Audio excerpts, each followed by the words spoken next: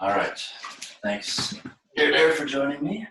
So we're going to do a similar meditation to last time, but I'm not going to go through all the instructions. This time, I'm going to start by telling you a little bit about how meditation affects the brain, and then we'll do a similar preparatory tense relax and another kind of preparation exercise for meditation, and then we'll move into Hong Sau, do the expansion.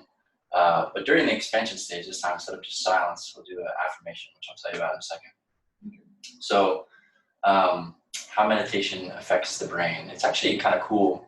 Up until like 20 years ago, they thought that, once you get to your mid-20s, the brain doesn't change anymore.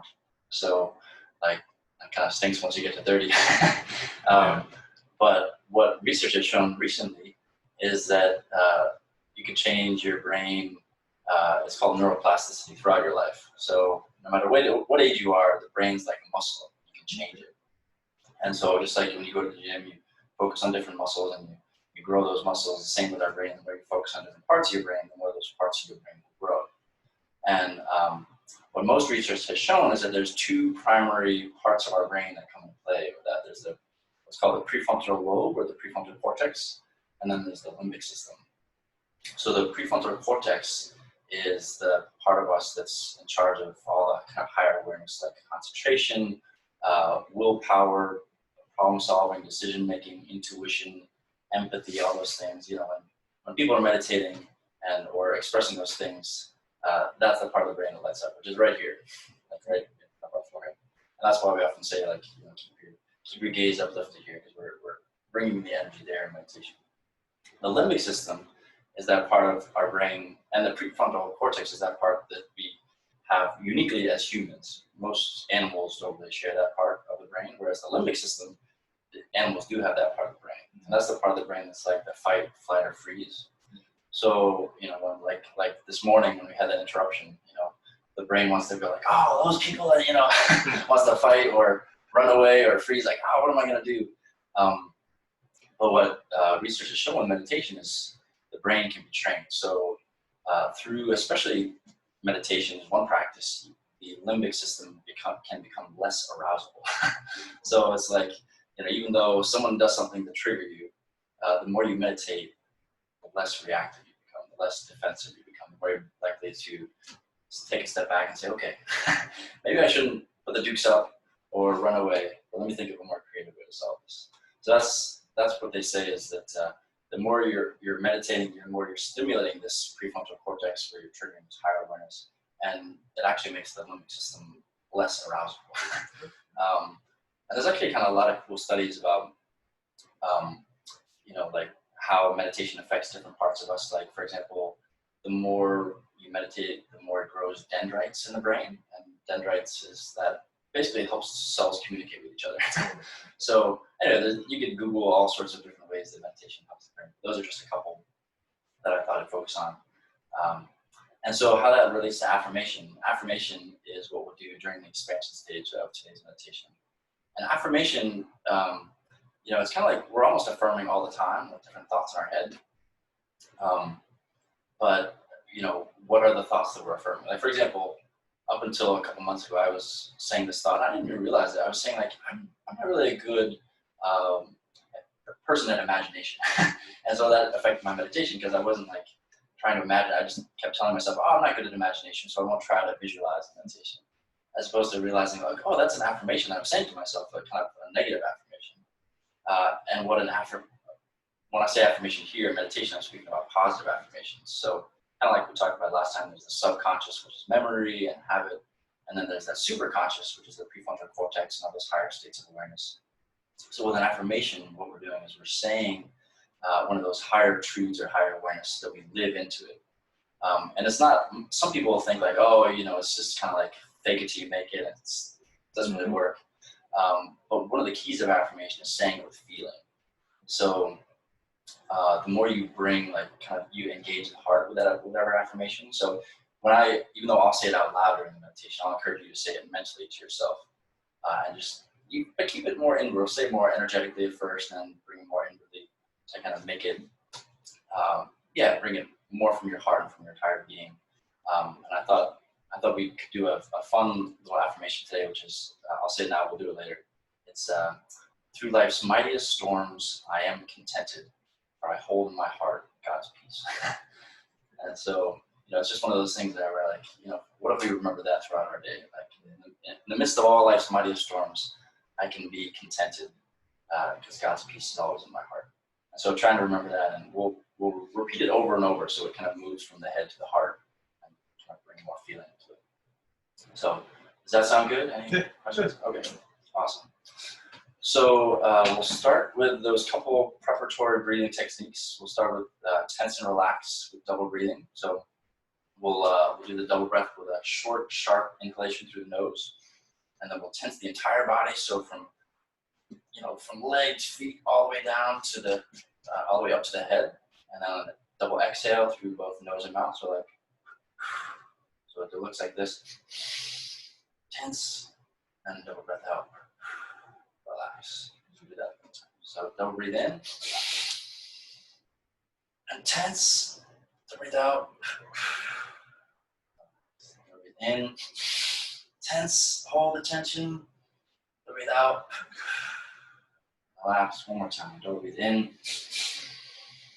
Tense. Breathe out. And relax. Good. So let's get that good posture that we had last time. So hands at the juncture of thighs and abdomen. Lift the chest. Bring the chest away from the chair. Bring the shoulders back. Good. Chin parallel to the ground.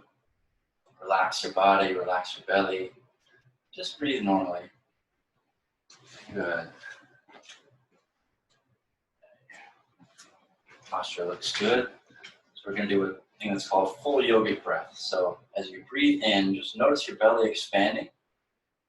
And then your lower rib cage expanding and your chest expanding. And as you breathe out, notice it contracting your chest, lower rib cage, and belly. So a couple more times. Inhale, notice the belly expanding, lower rib cage and chest. Good. Exhale. Now this time, hold for 1 second, we're going to add equal count breathing. So we'll do it where as you breathe in, with that inward wave of expansion, and hold it for a count of, let's say 4, and then we'll exhale for 4. So it's that adding equal count breathing to that full yoga breath. Let's close our eyes. Good posture, gaze uplifted towards the prefrontal cortex. And inhale with an upward wave of exhalation. From the belly expand, chest, lower rib cage. Hold it. And then exhale through the nose. One more time. Inhale with that upward wave of expansion through the nose. Hold the breath. And then exhale with a downward wave of relaxation. Relaxing chest and belly. One more time. Inhale. Feeling belly, lower rib cage, chest. Expand. Hold the breath. And exhale through the nose with a wave of relaxation. Good. And now just take a normal breath. Letting go of any control of the breath. Take a nice inhalation and a natural exhalation. So from now on, we won't control the breath at all. Maintain a good posture, maintain the uplifted gaze at the prefrontal cortex or spiritual eye. And we'll begin just by watching the breath. So notice wherever you feel the flow of breath most clearly in the nose. It could be in the lower nose, middle nose, upper nose.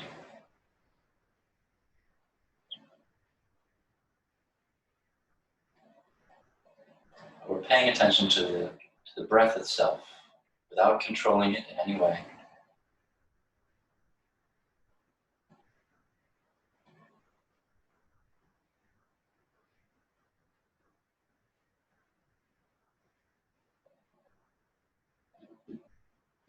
And if the mind wanders, bring the attention back to the breath.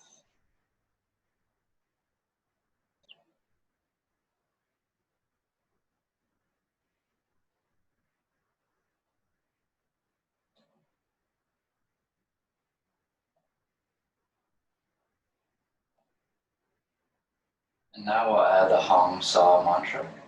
So as you breathe in, mentally chant Hong. As you breathe out, mentally chant Sau. Which means I am spirit. So breathing in, mentally chant Hong. Breathing out, mentally chant Sau. Just naturally with your own breath. With the gaze upturned towards the prefrontal cortex.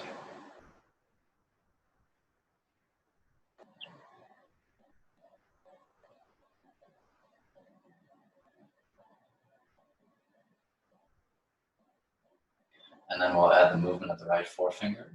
So we're continuing to watch the breath and repeat the mantra. But as you inhale and repeat Hong, just slightly bring the right forefinger up towards your palm, very slightly. As you exhale and say Sau, just gently bring the right forefinger back down to its original position. So keep breathing through the nose. If the mind gets distracted, just bring the attention back to the breath and the mantra.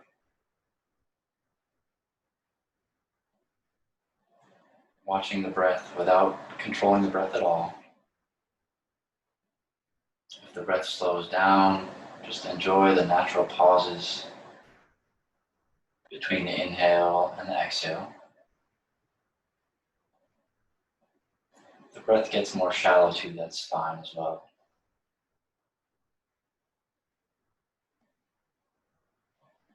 Let's go practice Hong Sau for a bit.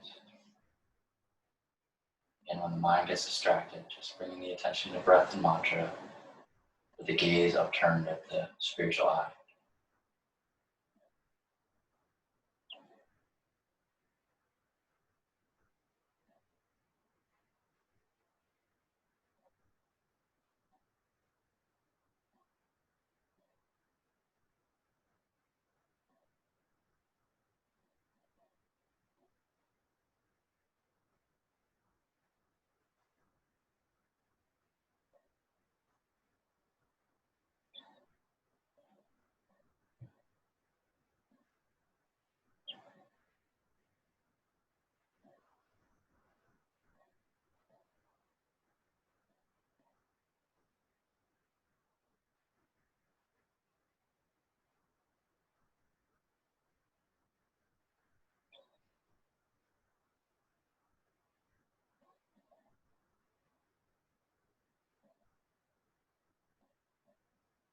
Next inhale, we'll do a gentle triple exhalation.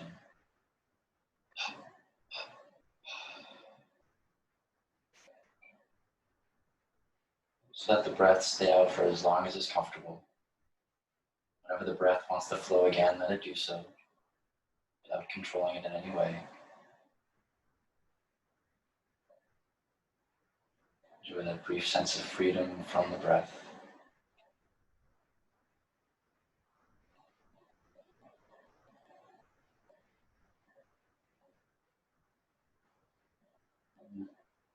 As we enter into this expansion stage, just allowing yourself to be absorbed in the stillness and in the peace of this moment.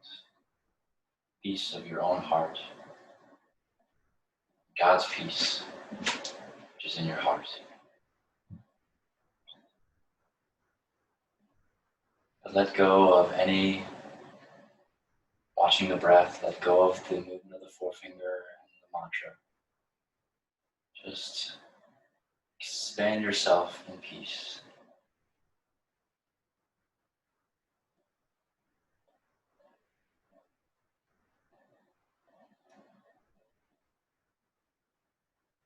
Continue to keep the gaze upturned.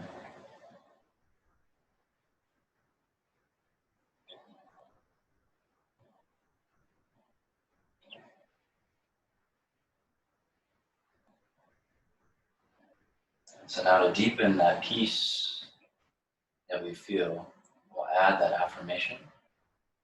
Even though I'll repeat it out loud, I invite you to repeat it just mentally in your own mind and heart. More energetically at first, and then more inwardly. Really feeling the intention behind this affirmation. Through life's mightiest storms, I am content. For I hold in my heart God's peace. Through life's mightiest storms, I am contented. For I hold in my heart God's peace.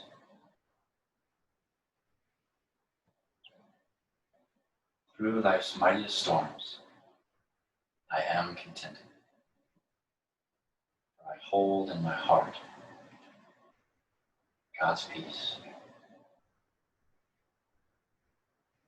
Through life's mightiest storms, I am contented. For I hold in my heart God's peace. Just last more couple times, letting the affirmation become more inward, feeling it in your heart, feeling God's peace that is present with us even in the mightiest of storms. Through life's mightiest storms, I am contented. For I hold in my heart God's peace. Through life's mightiest storms, I am contented. For I hold in my heart God's peace.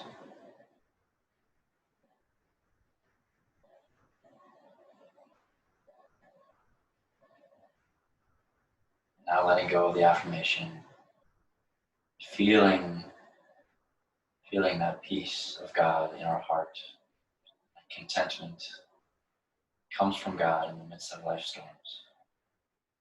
Letting yourself expand in that peace and that contentment.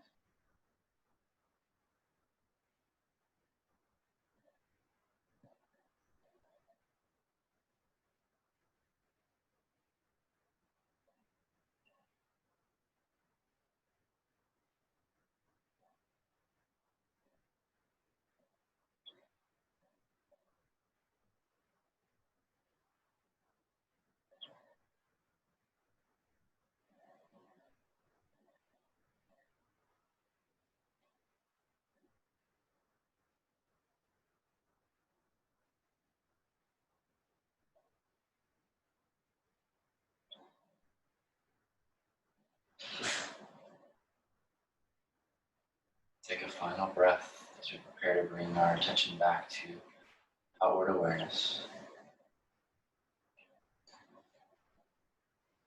And as you're ready, open your eyes and come back to the space.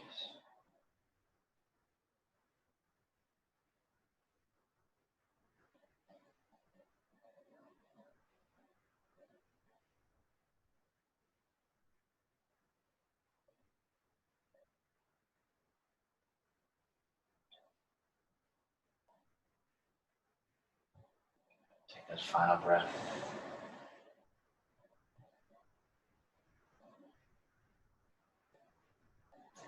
And then gently open your eyes. Thank you, Deirdre. Stop the recording.